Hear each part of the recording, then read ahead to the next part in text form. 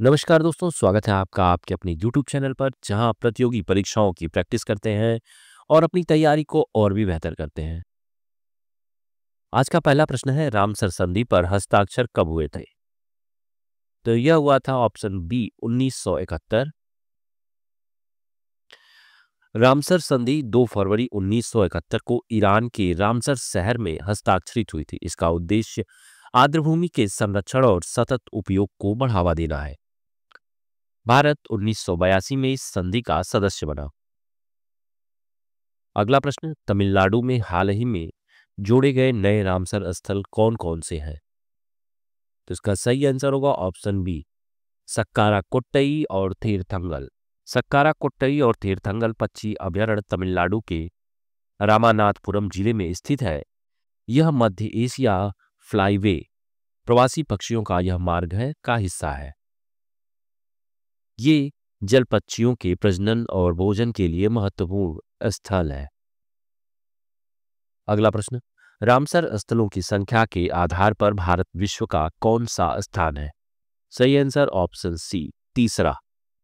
फरवरी 1925 तक भारत में 89 रामसर स्थल हो गए हैं। प्रथम स्थान यूनाइटेड किंगडम 176 स्थान तथा द्वितीय स्थान मैक्सिको 144 का है। वर्ष 2014 में केवल 26 रामसर स्थल थे जो अब बढ़कर 89 हो गए हैं। अगला प्रश्न है, निम्नलिखित में से कौन सा नया रामसर स्थल सिक्किम में स्थित है? तो सही आंसर है ऑप्शन बी, खेचे ओपलरी वेटलैंड। खेचे ओपलरी वेटलैंड पश्चिम सिक्किम में स्थित है। यह समुद्र तल से 1700 मीटर की ऊंचाई पर स्थित एक पवित्र झील मानी जाती है। इसे स्थानीय बौद्ध और हिंदू समुदाय पवित्र स्थान मानते हैं। अगला प्रश्न, तमिलनाडु में कुल कितने रामसर स्थल हैं? तो इसका सही आंसर होगा ऑप्शन सी, 20। भारत में सबसे अधिक रामसर स्थल तमिलनाडु में है, 20। उत्तर प्रदेश में 10 रामसर स्थल हैं। तमिलनाडु के दो नए स्थल सक्कारा कोट्टई और थेरथंगल हाल ही में जोड़े गए। अगला प्रश्न, रामसर स्थल उधवा झील किस राज्य में स्थित है? तो यह है ऑप्शन ए, झारखंड में। उधवा झील झारखंड के साहिबगंज जिले में स्थित है। इसमें दो जल निकाय हैं, पटौरना और बरहले। ये दो जल निकाय एक जल चैनल से जुड़े हुए हैं। अगला प्रश्न, रामसर स्थल का संबंध किससे है? तो सही आंसर ऑप्शन सी, आर्द्रभूमि संरक्षण से। रामसर संधि का मुख्य उद्देश्य आर्द्रभूमि का संरक्षण और उनके सतत उपयोग को बढ़ावा देना है। यह जलीय पक्षियों और जल संसाधनों के लिए महत्वपूर्ण पारिस्थितिकी तंत्र है। भारत में 89 रामसर स्थल सूचीबद्ध है। अगला प्रश्न, भारत रामसर संधि में कब शामिल हुआ था? तो इसका सही आंसर है ऑप्शन सी, 1982। भारत ने 1982 में रामसर संधि को स्वीकार किया।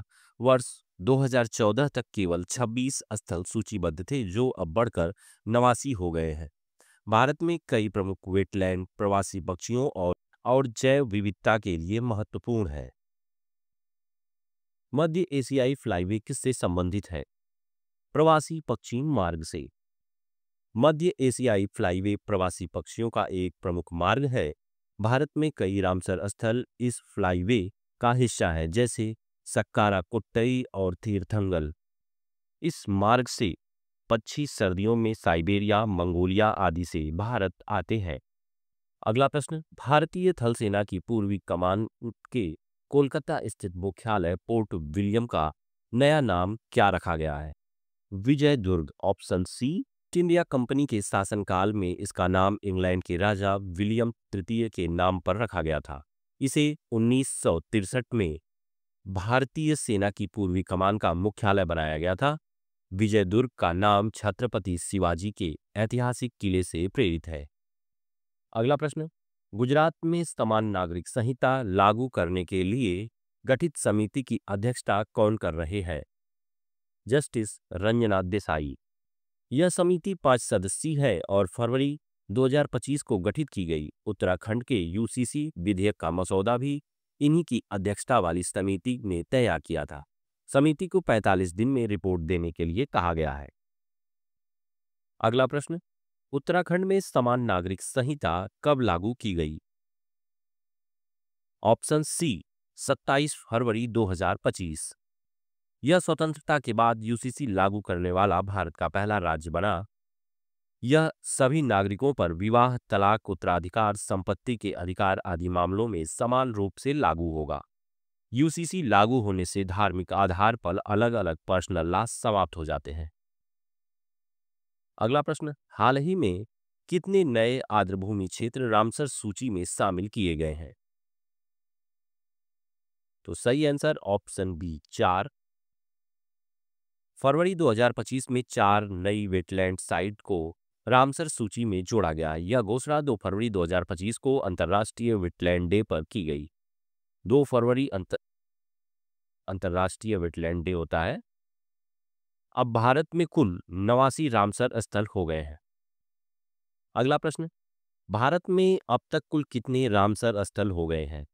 तो सही आंसर ऑप्शन बी 89। 2025 की शुरुआत में भारत में 85 रामसर स्थल थे। हाल ही में 4 जोड़े गए। इसके बाद संख्या हो गई 89।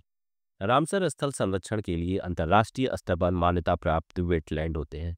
अगला प्रश्न, किस राज्य के बाद अब गुजरात में समान नागरिक संहिता यूनिफॉर्म ऑफ सिविल कोड लागू करने की प्रक्रिया शुरू हुई?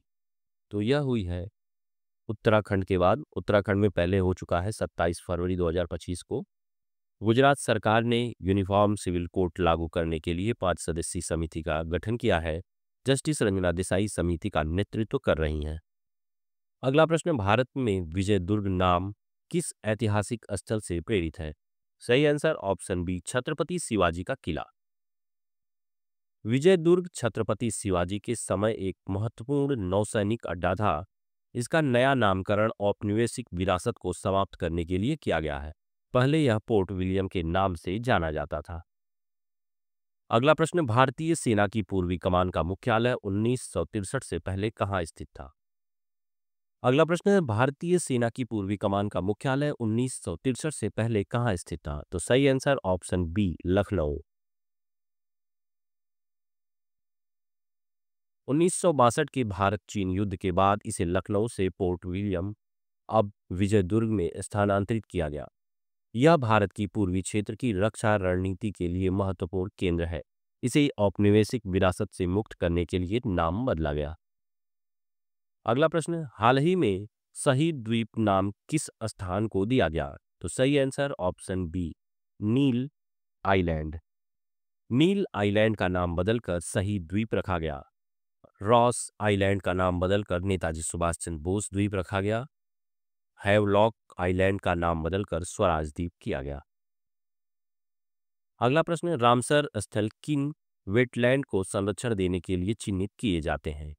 सही आंसर ऑप्शन सी आर्द्रभूमि। रामसर संधि 1971 में ईरान के रामसर शहर में हुई थी। इसका उद्देश्य महत्वपूर्ण वेटलैंड का संरक्षण है। भारत में कुल 89 रामसर स्थल हैं, जिसमें ताजा पानी और खारे पानी की आर्द्रभूमियां शामिल हैं। आंध्र प्रदेश में कोलेरू झील एक है। तमिलनाडु में कुल 20 हैं। वेलोड पक्षी अभ्यारण्य। अगला है काजीरन कुलम पक्षी अभ्यारण्य। लॉन्गवुड 16 रिजर्व वन। कराई वेट्टी पक्षी अभ्यारण्य। वडूर पक्षी अभ्यारण्य। Suchindram Theroor wetland complex. चित्रागुंडी पक्षी अभ्यारण्य। उदयमार्थ पदपुरम पक्षी अभ्यारण्य। अगला है वेदांतंगल पक्षी अभ्यारण्य। Vembanur wetland complex. कुंथनकुल्लम पक्षी अभ्यारण्य। करिकिली पक्षी अभ्यारण्य। पिचावरम मैग्रोव। मन्नार की खाड़ी समुद्री बायोस्फीयर रिजर्व। पल्ली Karnai Mars reserve one. Point कैलिमेरे वन्यजीव पक्षी अभ्यारण्य। कांझू वैली अभ्यारण्य। नंजरायन पक्षी अभ्यारण्य। सक्कार कोट्टई पक्षी अभ्यारण्य। तीर्थंगल पक्षी अभयारण्य। अब देखते हैं केरल में 3 है। वेम्बनाड कोल वेटलैंड, संस्थम कोट्टा झील, अष्टमुडी वेटलैंड। कर्नाटक में 4, अघनासिनी मोहाना मदगी-केरे संरक्षण रिजर्व, रंगनाथिट्टू बीएस अंक समुद्र पक्षी संरक्षण रिजर्व। महाराष्ट्र में 3, नंदू मदमहेश्वर, लोनार झील, ठाणे क्रीक। गोवा में 1, नंदा झील। गुजरात में 4, नल सरोवर पक्षी अभयारण्य, थोल झील वन्यजीव अभयारण्य, बदवाना वेटलैंड, खिजडिया वन्यजीव अभयारण्य।